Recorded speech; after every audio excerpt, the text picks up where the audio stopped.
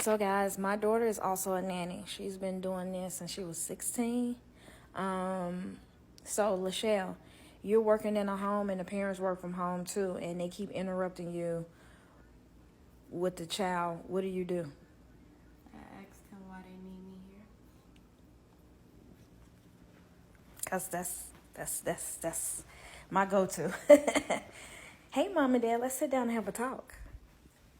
I'm big with talking. And if you can't communicate with your client, that's not the job for you. You should always be able to have open communication with your client. You shouldn't be afraid that, oh my God, if I talk to them, they might fire me or they might. If that ever cross your mind, find you another job. I don't work in hostile or stressful environments. But you want to make sure that you are asking them this. This is very important when you are interviewing. Hey, I know both of you guys work from home. What area do you work in? If they be like in the basement upstairs, blah, blah, blah. Okay, awesome. So what do you plan to do if you hear the child crying while they are with me? Oh, you got it. We're not going to interfere at all. Give them 3 chances. 1, 2, 3. That third one, let's have a sit down. Because when I interviewed, we talked about this. You said you were going to allow me to handle it. However, soon as the baby started crying, you run in here. That's not allowing me to be successful at the job you hired me to do. Now, my next question, do you really need a nanny? Yeah, I need a nanny. Okay, then. So if you are hiring me to be your nanny, why are you interfering with me doing my job? That's like micromanaging. Because the baby be all right. They just so used to jumping every time they hear the baby cry. And the baby, you're new. So they're going to see how much they can test you. And I tell parents, I don't jump at crying. I tell all my clients, I don't jump when the baby cry. I'm not one of those people that's, oh, you cry? I'm going to let you cry because sometimes you just need to get that energy out. And I'll be looking right at you while you're crying. And I'm going to ask you, what you crying for? And if mom and dad, I have told parents, hey, man, don't knock that door no more.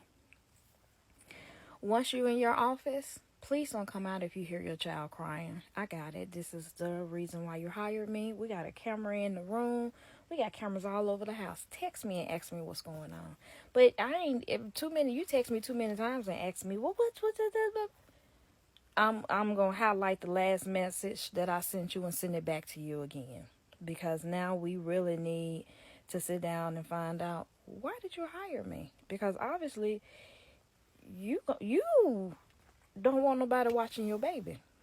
And before anybody get in the comments, no, it's just that you're the weakest link. Before you get in the comments, you're the weakest link. Kids know who the weak link is in the house. And they know one parent ain't going to let them cry at all. One parent going to be like, oh, you can cry, I don't care. The other parents, but I just can't stand the sound of my baby crying. If that's you, don't get a nanny.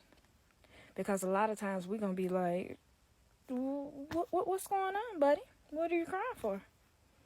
I'm going to let you cry it out. I'm going to let you get all your feelings and emotions out. I'm just going to tell you, hey, don't fall out. That floor hurt. Hey, be careful. Make sure you lay back slowly if you're going to have a temper tantrum, okay? All right, then. But I'm going to let you do all of it. And if the parents are like, I just don't want my child to cry, I might not be the nanny for you because I'm not going to jump. Because 9 times out of 10, ain't nothing wrong with them. That's how they communicate. They cry. They're communicating. And me and them just going to be looking at each other.